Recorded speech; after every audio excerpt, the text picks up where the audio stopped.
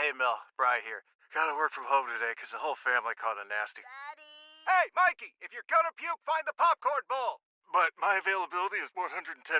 Coincidentally, so is my fever. Kidding.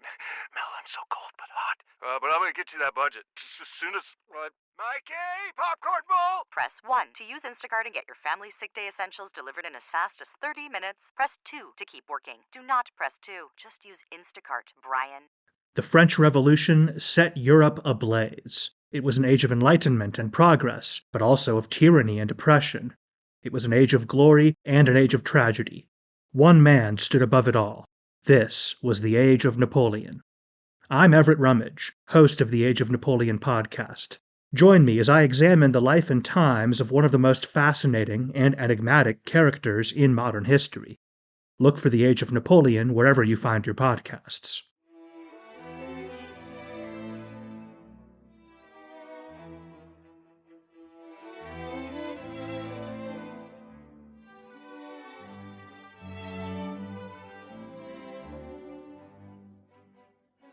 Welcome to Pax Britannica.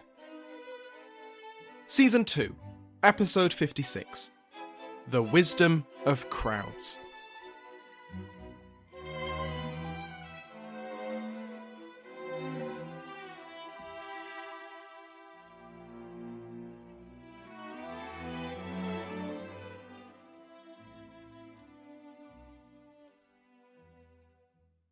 Welcome back to Pax Britannica. I'm your host, Samuel Hume. Before we begin today, I'd like to thank my Patreon House of Lords, which has been joined by Damien, Duke of Portland, Mary Jean Andress, Countess of Cardigan, Baron Trucktar, Alexander, Baron Futar, Corbin, Baron Smith, and Blaze, Baron Grabiak. Like all of our patrons, they can now listen to this and every other episode ad-free. Go to patreon.com/PaxBritannica to find out more. Last time, we saw the end of the English Civil War. Charles I, now the first of three as of September, finally saw reality. In the wake of Naseby, his armies and garrisons were defeated and surrendered piece by piece over the following year. In the end, the king put on a disguise, fled Oxford, and eventually turned himself in to the Scottish army near Newark. With his surrender and his call to surrender to all of his followers, the English Civil War came to an end. For now. Over the last 4 years of the Civil War, and the last 30-odd episodes of the podcast, we've mostly focused on the military side of the war. It's a war, after all, so naturally the activities of the men with pointy bits of metal and pipes that go bang are quite important. But war is more than just the story of those people trying to kill each other, and a civil war is even more so. We've already seen how the pressure of the English Civil War had helped fan the flames of the largest and deadliest witch panic in English history. The lethal antics of the Witchfinder General were just one of the more obvious illustrations of how the strains of the Civil War broke down social and political norms in England. Today, we're going to take a closer look at those strains, with a focus on regions controlled by Parliament. Because resentment over things like taxation, martial law, corruption, and conscription will transform public opinion towards Parliament. Where many had seen Parliament as a bulwark against the tyranny of the king, after 4 years of war and 4 years of wartime parliamentary rule, some people began to see the king as a bulwark against the tyranny of Parliament. The more things change. Before we get into that, though, I have to apologise for the long gap in episodes, unless you're binging PAX years after this came out, in which case just keep enjoying it. As patrons and listeners who follow me on Twitter might know, I've had to travel back and forth all over the country over the last month or so, for family emergencies of one stripe or another. That's not all finished, and I might need to travel some more, but I found enough time to put together a few scripts, and found myself in front of my mic long enough to record and edit. Of course, I've now picked up some kind of cold, but hopefully that doesn't come across too much, because I didn't want to leave the silence of episodes any longer. Alongside this episode, patrons of the rank of Earl and higher will find a bonus episode on the trial of William Laud, Archbishop of Canterbury, and one of the key figures causing this whole mess. He's been locked away in the Tower since before Charles fled London, and everyone, Parliament, the King, the Royalists, and possibly even you listening to this right now, basically forgot all about him. But eventually, the time came to see him off.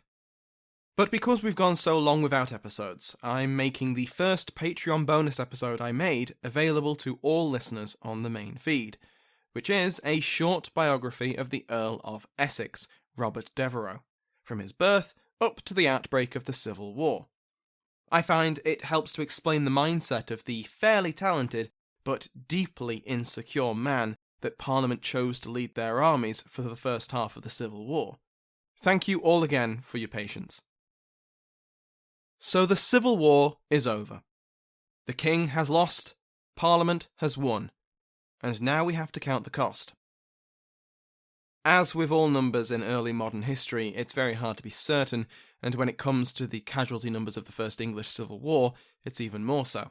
Michael Braddick puts the number at 62,000 deaths in battle, and notes that that is equivalent to the populations of the 4 largest English cities after London. 4 entire cities' worth of people dead. It's an enormous amount, but even so, that figure is based on press reports, formal battle accounts, and personal correspondence from those involved.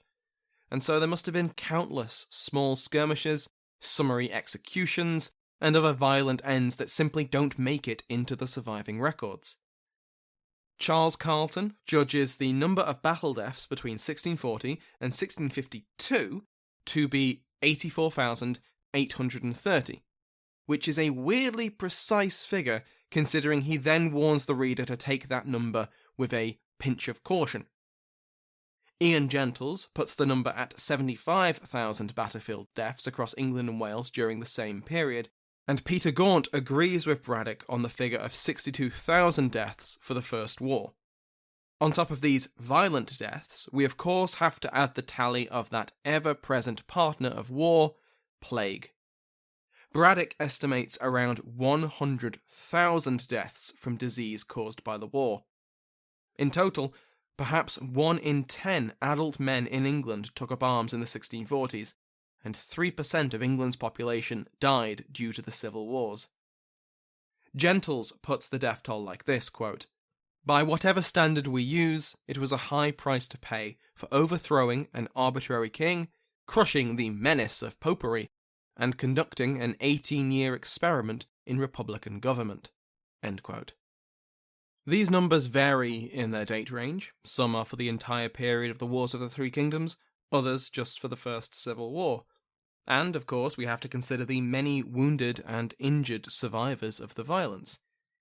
How many men walked or were carried off battlefields with wounds they would forever suffer from? How many were permanently maimed and left to the not-so-tender mercies of early modern society? Or left scarred by their experiences in less obvious ways, carrying their trauma with them for the rest of their lives? That's not even considering the pain of families whose loved ones would not come back. Some villages lost the bulk of a generation of young men in a manner that can't help make me think of the aftermath of the First World War. This is all to say that on top of everything else we talk about today and in future episodes, there were few people in England and Wales not touched, in some way, by the violence of the Civil War. Now let's talk about taxation, that thing which Charles and his father had wrestled with Parliament over for the last 40 years. As we are well aware of by now, Parliament's ability to levy taxation and provide the king with subsidies was the main method of convincing the sovereign to address the grievances of the kingdom. Parliaments were called, taxation was loyally voted, and the sovereign would listen to their subjects. Well, in theory, at least. Some monarchs were better at handling their parliaments than others. Charles was one of those others. His parliaments had been so difficult, so stubborn, that they began to withhold the taxation due to him as king. Their grievances strayed into matters he considered entirely his prerogative: religion, foreign policy, his own marriage, and the like. And as we know, Charles tried to find other methods to fund his government for 11 years, keeping costs low and finding money in novel methods, both ancient and innovative. Anything but taxation, because taxation required Parliament. When he finally accepted reality, at the heavily armed suggestion of the Scottish Covenanters, and called a Parliament, they now added all the arbitrary methods of raising revenue to the list of things the king shouldn't be able to do. Arbitrary taxation forced on an unrepresented population was unacceptable tyranny and violated the ancient rights of Englishmen. But once the Civil War broke out, Parliament quickly realised what Charles had known. Armies are expensive. At first, the Long Parliament called for voluntary contributions, just like they called for volunteers to their army, depicting themselves as the defenders of ancient English liberties against a king who had been so led astray. And Parliament did quite well out of these calls for donations. At first, the southern coastal cities, and London especially, were full of wealthy merchants and professionals who sympathised with the cause of Parliament. But when the Civil War didn't end quickly, and 1643 opened with no end in sight, those voluntary contributions were replaced with a more, efficient method of raising revenue.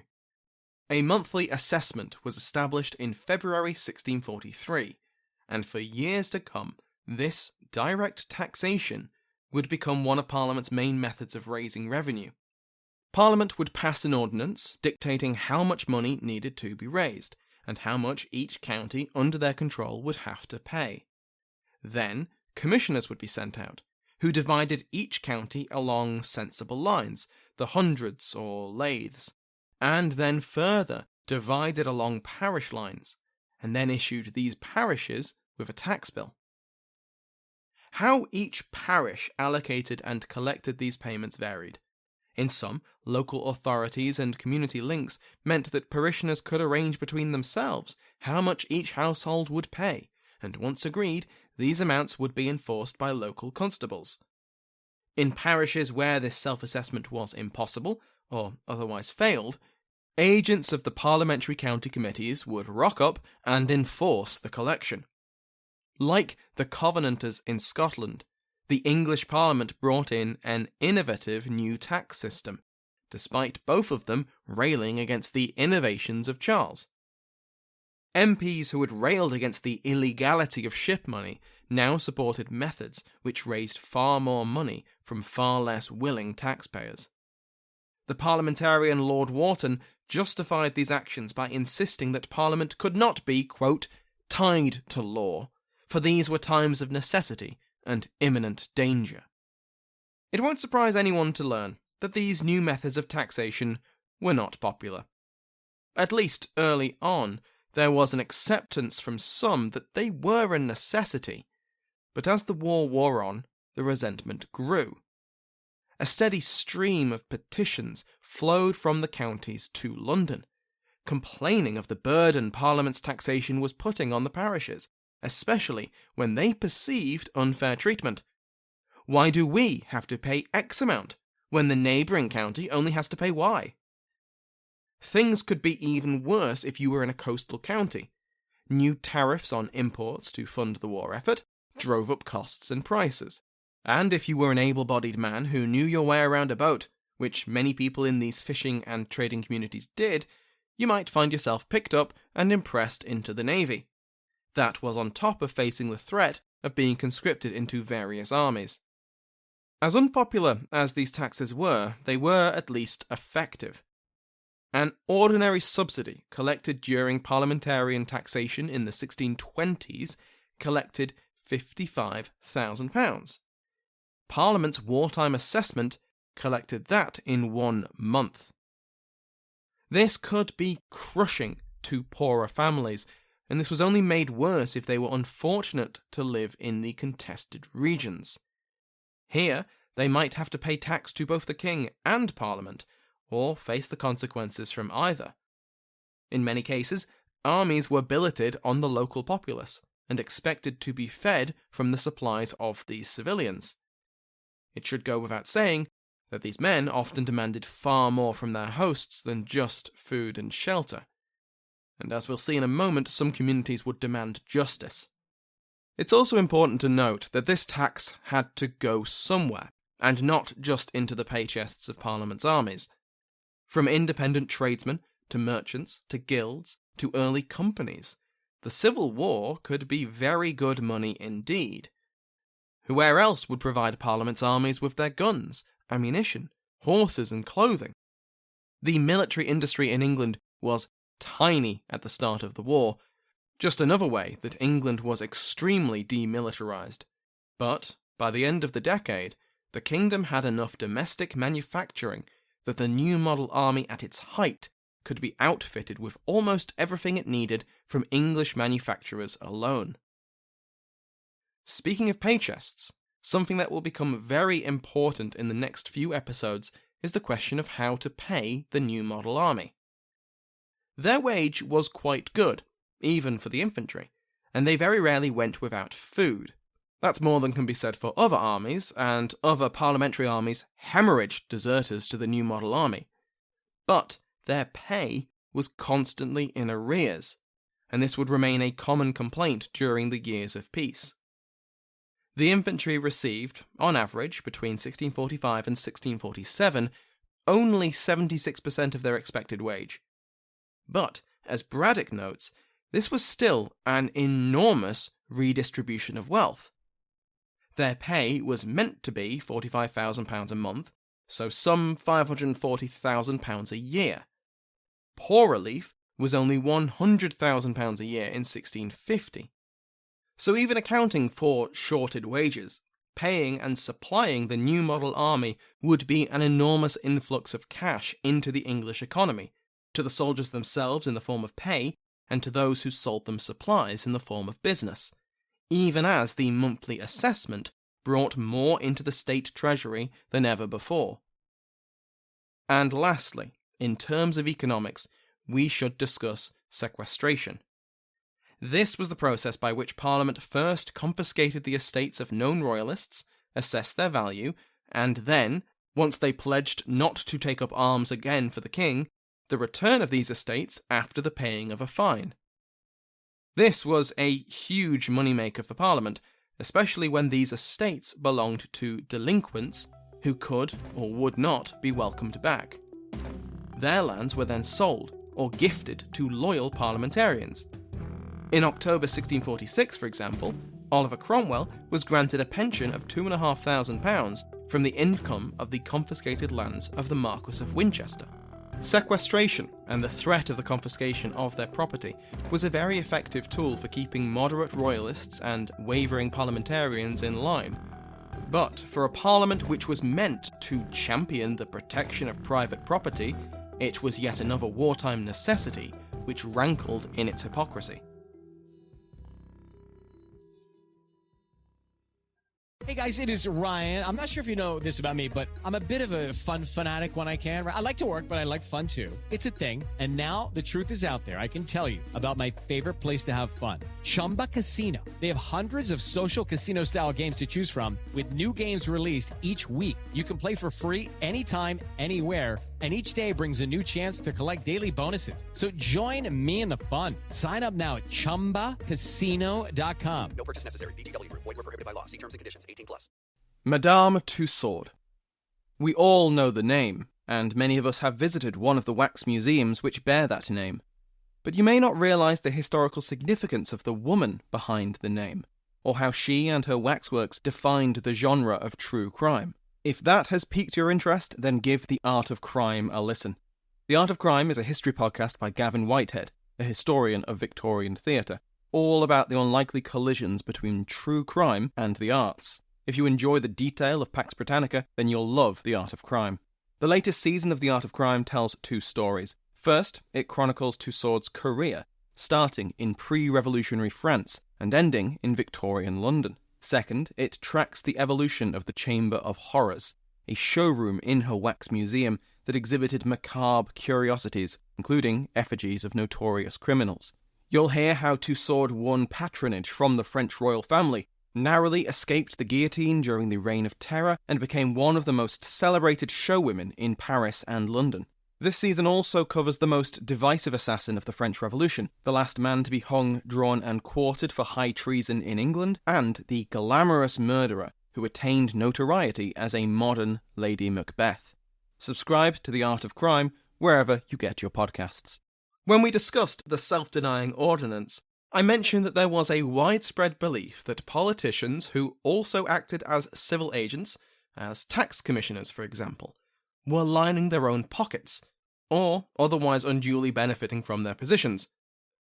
Part of the reason for self-denial was to head off this growing resentment, to separate the people making decisions from those whose job was to carry them out. Stephen Roberts, in his chapter of the Oxford Handbook of the English Revolution, suggests that this wasn't necessarily true. He acknowledges that, if someone wanted to exploit their newfound position, they would probably try and cover their tracks, which might explain why there is relatively little evidence of wrongdoing for either contemporary investigators to uncover or historians to analyse. But even so, he notes that many of the honest radicals were actually honest. It was typical, he suggests, that the amount of tax demanded by Parliament, the amount collected, and the amount deposited with Parliament was almost perfectly matched. There was very little graft or over-enforcement. Blair Warden notes that the wartime parliamentary administration displayed how much talent, ordinarily excluded from royal government, was available. The, quote, records of the assessors and scribes and account keepers who served the standing parliamentary committees, both in the centre and in the localities, reveal an impressive degree of literacy, numeracy, and administrative competence. End quote. While there certainly are cases of corruption, Sir Arthur Hazelrig in County Durham is one such high-profile example of overreaching authority, Roberts argues that most of these new responsibilities fell on the shoulders of the middling sort, who had already had roles in local government before the Civil War. Yet the public perception was of abuse and exploitation by Parliament men who had risen far above their station. The self-denying ordinance helped with this reputation but didn't shake it entirely. As the war had worn on, resistance to the demands of both king and Parliament began to form into significant movements. Then and now, these groups are often referred to as clubmen, due to them usually only having basic weaponry like clubs. They were especially common in the Midlands, South Wales and the southwest of England, where territory was most contested and the hardships of the Civil War most obvious. But these local militias sprung up all over the kingdom. Obviously, there was no unified leadership beyond their wider localities, but generally they called for both king and parliament to come to terms, end the war, and bring peace back to the kingdom. To stop both sides conscripting their children, their brothers and fathers, to prevent the rape and brutality of the women and children who fell under military occupation, to stop both armies requisitioning and straight up stealing the necessities of life, to object to soldiers and officers being billeted in their homes and communities with only vague promises of repayment, to refuse to pay any more tax, to demand the return of the legal process of juries, common law, and local government. To sum them up, they wanted to be left alone to live their lives. The political and religious goals of the warring armies were none of their concern. Depending on the region and circumstances, some clubmen were less neutral than others. Lord Goring's behaviour in the southwest during the Siege of Taunton stirred up enough resentment that when the new model army arrived in Somerset to confront him, local clubmen gave their support to Fairfax.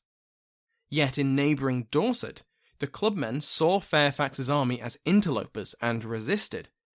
At times, the clubmen were in enough numbers to successfully ward off encroaching armies. At others, resistance from clubmen was quickly suppressed, with varying levels of violence. Parliament's Charles Fleetwood surrounded and dispersed a group in Dorset, whereas Oliver Cromwell engaged a force of clubmen in battle, killed 60, and imprisoned hundreds more. The growth of the clubmen was the exhaustion of the people on display. and it gave extra pressure to peacemakers on both sides of the Civil War. The patience of England was not infinite. Speaking of petitions, these weren't new. Petitions had long been a method for the elites of the kingdom to present grievances to the monarch, or, if it were in session, the Parliament, and they were usually in the name of local institutions like a town corporation. They were formulaic, deferential. They were meant to make the authorities aware of an issue, but they would not be so crude as to allocate blame or demand a certain solution. Good heavens, no. But the crisis of the 1640s changed these rules. We've seen in past episodes how petitions became a tool of political warfare. They stopped being signed by a handful of local elites. They were printed, published, and spread to gain as many signatures as possible. They both claimed to express the opinion of the people, while also trying to shape that public opinion. Opponents of whatever position a petition was staking out organised their own counter-petitions, themselves claiming to be the real true voice of the people. Read aloud in the pub, preached from the pulpit, and presented at local gatherings for signature, petitions broadened political participation. Petitions also became far more representative. Farm and urban workers, apprentices, sailors, and, horror of all early modern horrors, women, not only signed these petitions, but in some cases drafted them and presented them to Parliament, often to the discomfort of the well-heeled men who received them. When two competing petitions fought for signatures, it prompted would-be signatories to consider the merits of both positions, to come to their own conclusions. So, as limited in their results as they often were, the explosion in petitioning broadened political involvement throughout England. By being printed and distributed far and wide, petitions, along with the huge number of political pamphlets and news books which flowed from presses unhampered by censorship, helped create a national political culture that was neither uniform nor traditional. But just as petitions were far from new and just grew in importance during the crisis of the 1640s, so-called popular politics was also an established fact. But with the growth of that political culture and the opportunities provided by the instability of the civil wars, they took on new influence. In perhaps the most obvious way, the power of popular politics set the odds against the king before the Civil War even began. By forcing Charles to flee London through fear for himself and his family, the London crowds deprived the king of his capital and all the resources and legitimacy it provided. As we saw way back when, these crowds had been stoked by critics of royal policy inside and outside Parliament. MPs and lords who supported the king were heckled and threatened, popular libels attacked ministers and even the Queen. But we have to be careful of this traditional view of these events. The London crowds were not politically neutral before elite wordsmiths and politicians whipped them into a frenzy. They were, and had been, politically active all on their own. Just think of how many libels were printed and spread, how many ballads and songs were sung concerning unpopular royal ministers or policies going back into the reign of James, if not further. Popular politics was not new, but the Civil War provided it new opportunities, especially with the collapse of censorship and the questioning of many aspects of life. John Walter described the London crowd as a semi-permanent feature of the revolution, always ready to be called into being and claiming a political voice. But the London crowd was not a uniform body. The same London crowd which had demonstrated its support for Parliament against the king in 1641 and 1642 would demonstrate for peace with the king later in the war. After the end of the First Civil War, the London crowd demonstrated in support of the New Model Army getting involved in politics, and also against the New Model Army getting involved in politics. The London crowd variously supported or opposed radicals in politics and religion, more on them in a future episode. The London crowd was certainly influenced by changing circumstances, especially the increasing financial burdens, but it's also important to note that this flip-flopping indicates a great variety of political thought in London, conservative or radical, religiously tolerant or fiercely orthodox, supportive of limited monarchy or demanding justice against the person of Charles Stuart. There were constituencies of these positions throughout the capital, willing and able to protest or counter-protest, given the right motivation. For the next few years of the narrative and the next few episodes, we're going to see the results of this newly politicised society. The struggle between Charles and Parliament had opened a can of worms that both would regret, with the most blatant example being the politicisation of the new model army. The victorious army would become increasingly frustrated with their political masters, but that is for the future. Thank you to my House of Lords, including but not limited to the King's favourite Mike Sanders, the Duchess of Devon, Michelle Gersich, the Marquess of Winchester, Christian Sebast, and the Earl of Kildare, Nick Bunker.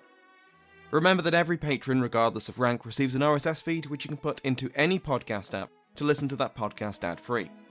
If you want to support the podcast in other ways, please recommend it to a friend or post about the show on social media.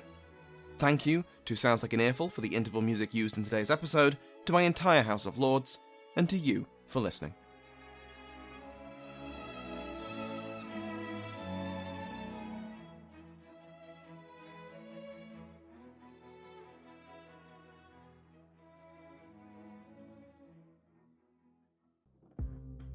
Let me recommend another history podcast on the Airwave Network. The Redacted History Podcast is a show that seeks to tell the stories that have been hidden all our lives. Hosted by historian Dr. Andre White, Redacted History covers not only relatively unknown pieces of history, but also gives new perspectives on much more famous events. For example, Martin Luther King Jr. was under intense surveillance by the FBI for more than a decade before he was assassinated. Everything from tails to wiretaps to threatening phone calls and attempted blackmail.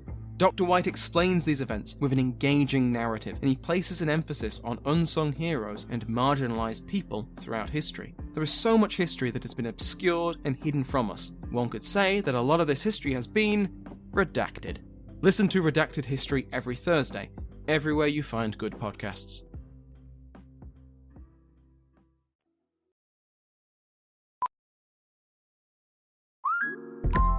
Listen up. I won't sugarcoat it. This is the longest cold, flu, and allergy season we've ever seen, but we're not alone. We've got Instacart. Sure, you may be a coughing snot faucet who just wants mommy, but you're not giving up! Not when cold medicine, fragrant herbal teas, and honey shaped like bears can be delivered through Instacart in as fast as 30 minutes. Now let's go win the sick playoffs! Daddy, I just want my soup. Oh, sorry, Sport. App says it'll be here in a few minutes.